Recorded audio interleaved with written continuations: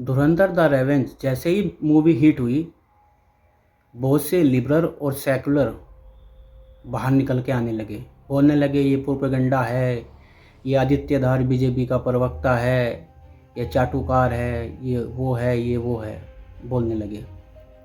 और सबसे ज़्यादा कांग्रेस और समाजवादी। आज तक ये बात समझ में नहीं आई, मैंने भी ये फिल्म 2-3 बार देख ली, मेरी समझ में ये नहीं आया कि इसमें प्रोपेगेंडा है क्या। मैं बताऊंगा इसमें प्रोपेगेंडा क्या है। इसमें प्रोपेगेंडा ये है कि अतीक अहमद का असलियत दिखा दिया, समाजवादी पार्टी के द्वारा पोषित माफिया था। ये बात योगी जी ने भी विधानसभा में कई बार बोल दी। तो इनके चेहरे खुलने लगे सामने आके, इनको पता लग गया कि हमारी पोल पट्टी खुल रही है सारी, तो इनको दर्द हो रहा है। और बॉलीवुड में भी देखिए, ये विशाल ददलानी है और ये जो इसके साथ खड़ा है ये सफीना खान है, पाकिस्तान की एक पत्रकार। और देखिए ये फ़ोटो में किस तरीके से हमारे देश के तिरंगे के ऊपर पैर रखे खड़ी है, और ये गंजा इससे बातचीत कर रहा है। मेरी आज तक ये बात समझ में नहीं आई कि बीजेपी सरकार कहती थी कि नेता को गाली दीजिए, बीजेपी को गाली दीजिए, कोई बात नहीं, हम सहन कर लेंगे। हर आदमी का अधिकार है पार्टियों को क्रिटिसाइज़ करने का। अमित शाह ने यह बात बोली थी। लेकिन अगर देश विरोधी कोई बात करेगा तो उसको उठा के केस चलेगा और उसको उठा के जेल में डाला जाएगा। मेरी समझ में ये बात नहीं आज तक आई, कहाँ बीजेपी के नेता है कि ऐसे ऐसे गंजे जो देश विरोधी लोगों के साथ मिले हुए हैं, देश विरोधियों के साथ बात कर रहे हैं, हंस हंस के बात कर रहे हैं, क्या इसको गंजे को पता नहीं है कि ये तिरंगे का अपमान कर चुकी है? इस गंजे को सब पता है। भारत में पाकिस्तान समर्थक सरकार नहीं है, जो कांग्रेस थी वो सरकार नहीं है, तो इनकी दुकानें बंद हो गई।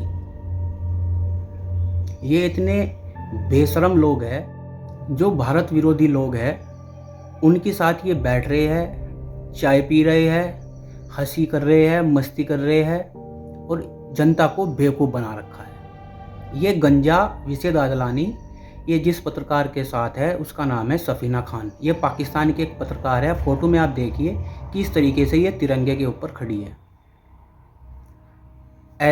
ऐसे बॉलीवुड में बहुत भरे पड़े हैं जो एंटी इंडियन है, एंटी हिंदू है, भारी मात्रा में संख्या है उन लोगों की। आज तक मेरी समझ में ये बात नहीं आई, महाराष्ट्र में बीजेपी की गवर्नमेंट है, पूर्ण बहुमत की गवर्नमेंट, केंद्र में 12 साल से बीजेपी की गवर्नमेंट है, इनको उठा के जेल में क्यों नहीं डाला गया आज तक? बीजेपी का क्या लालच है इनसे?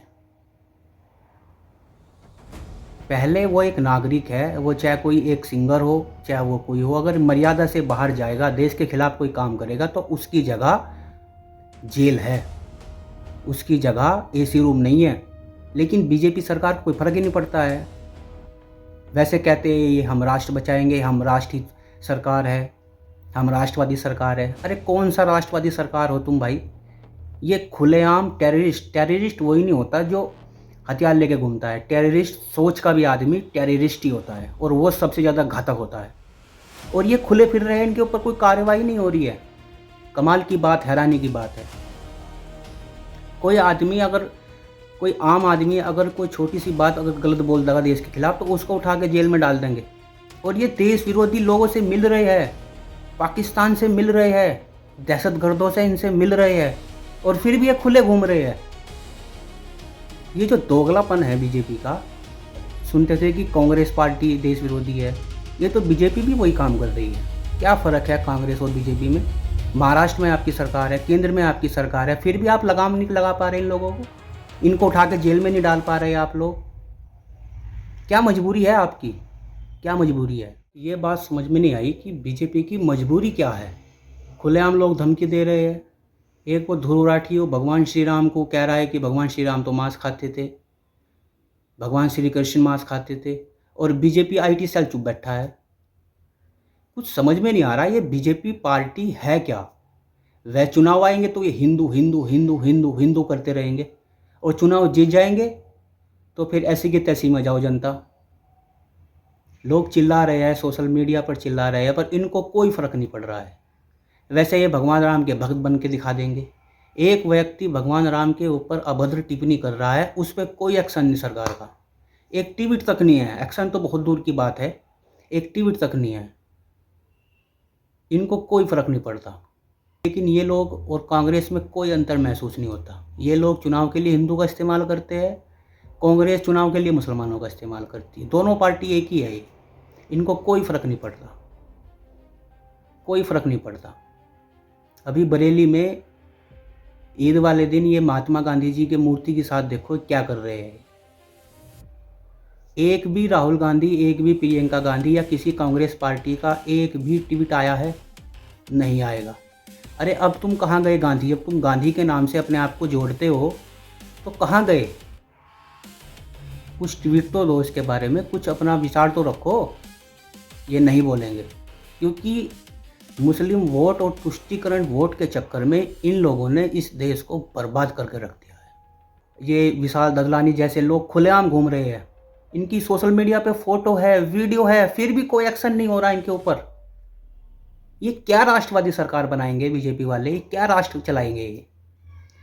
तुम बात करते हो कि पाकिस्तान में दहशतगर्द है, सब मानते हैं, दुनिया मानते हैं, लेकिन जो तुम्हारे अंदर इन दहशतगर्दों से बात कर रहे हैं, इनके साथ हंस हंस के चाय पी रहे हैं, उन पे क्या एक्शन ले रहे हो तुम? वो तो अपने ही देश में है, वहाँ पर तो कोई फाइटर जेट जाने की ज़रूरत नहीं है, वहाँ पर तो कोई सीमा नहीं है, वहाँ पर तो कोई अंतर्राष्ट्रीय दिक्कत नहीं है, तो फिर क्यों नहीं एक्शन ले रहे इन पर?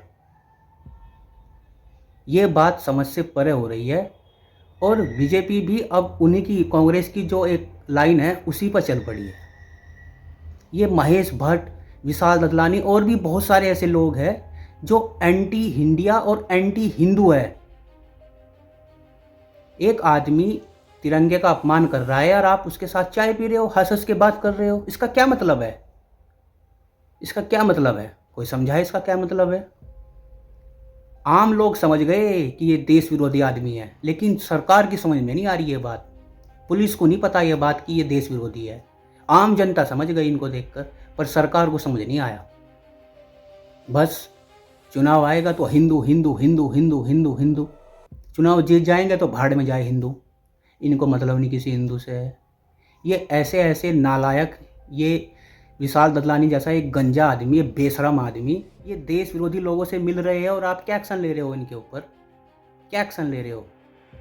कोई एक्शन नहीं ले रहे हो, केवल लोगों को बेवकूफ़ बना जा रहा है। ध्रुव राठी पर क्या एक्शन लिया आपने? कोई एक्शन नहीं लिया, केवल और केवल लोगों को बेवकूफ़ बनाया जा रहा है। पहले कांग्रेस ने बेवकूफ़ बनाया, अब बीजेपी बेवकूफ़ बना रही है हिंदू के नाम से।